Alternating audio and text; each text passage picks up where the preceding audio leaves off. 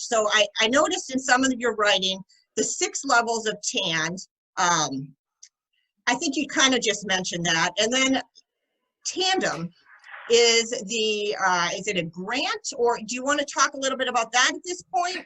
Sure. Yeah. Okay. So let me just, in case you have people listening to your podcast who may not know so much about TAND. Right. So TAND then became this umbrella term, and you will see all over the internet, literally a little umbrella. And again, people like that simple visual of it, to say TAND is an umbrella term for a range of different things that we should look for and treat in TSC. And so it includes behavioral issues. So that's just, things like aggression and anxiety and attentional problems and language problems. So those are just the things we see. And they are just a marker for us to say, if I see these things, they're common in TSC, I should find a way of thinking what I can do about it. And then the next level is the psychiatric level. This is where we might say you have enough of these things for a psychiatric diagnosis that's done by a psychiatrist or a psychologist, and that's treated in appropriate ways.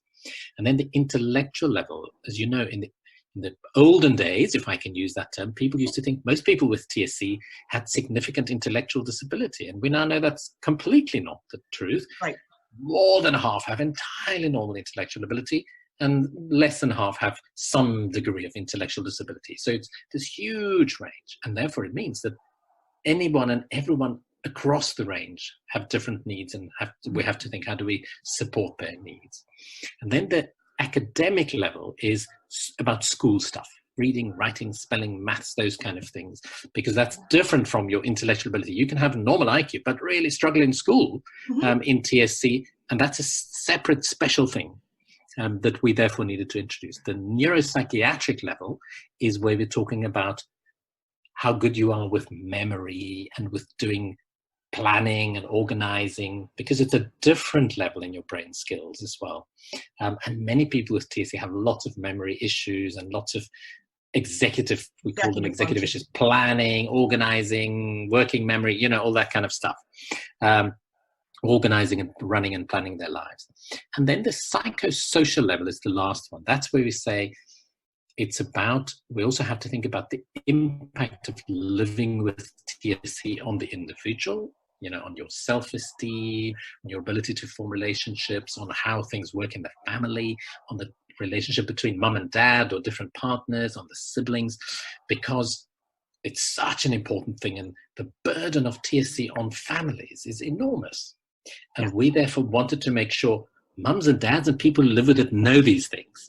So in a way, these levels were created for the physicians and for the clinicians out there, so that they can, in a way, have permission to ask you about it and to talk to you about it. And so what we did, we created, people say to us, that's all cool, but nobody knows about it. Dr. De Vries, only you know about it. Can you please give us a tool? And that led to us making up this thing called the TAND checklist. Yes. Many people around the world will know about the checklist, and we now have it translated into almost 22 languages, I think. Wow. With the purpose of giving physicians, clinicians a tool to have a conversation with you, because Mum Jill knows all about this, Alexis knows all about it, but the physicians and the clinicians don't know about it. So that was a way to try and bridge that gap between the two. Now you ask about the TANDem, and TANDem is a project that feeds into our TAND story. Okay. So I need to tell you 2 stories before I get to the TANDem story. The first is, people said to us when we made the checklist, okay, that's nice, it's very good, we like it, it's useful for us, but can you make a TAND checklist that we can fill in ourselves as mums and dads and people who live with TSC? Because not all physicians want to do it, and not all clinics do it, and many people don't have access to good clinics, and yet we want to know, and we want some knowledge. The second story is one of my former PhD students, Lauren Leclésio. We were very struck, as you've already said, Jill, people with TSC have such different TAND profiles. Right.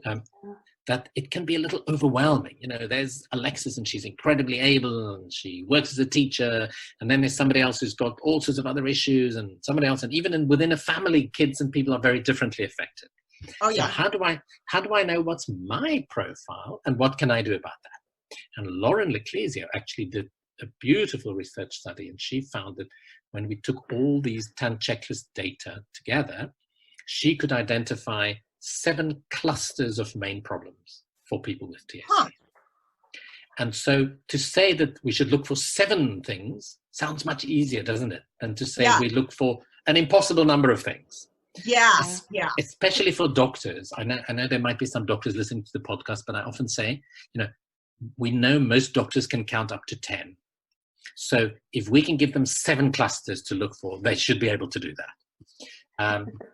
So that's the broad idea. And so what the TANDem project will do is 3 things.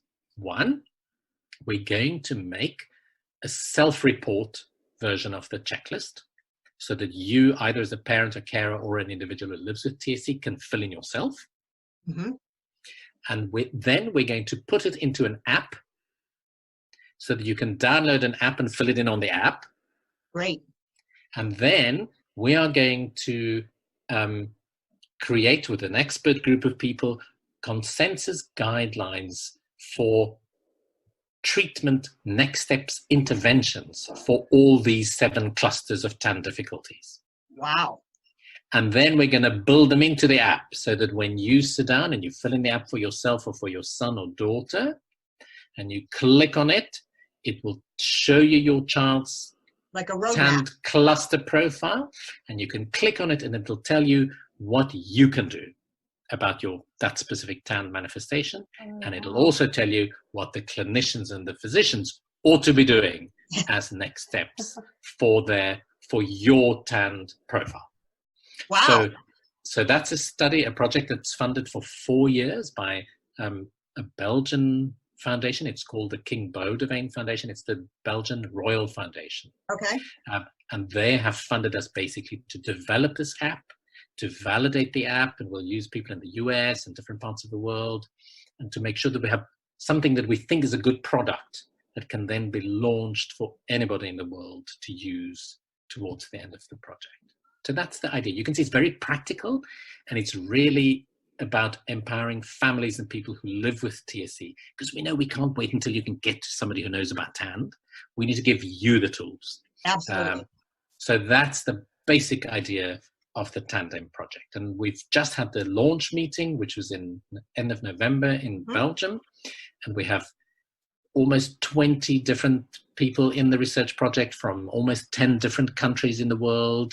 And the idea is that we've now started, and over the next few years, we'll be developing the tool. And we'll keep all of you guys up to date with progress, both at conferences, but also through podcasts, and we will be building a website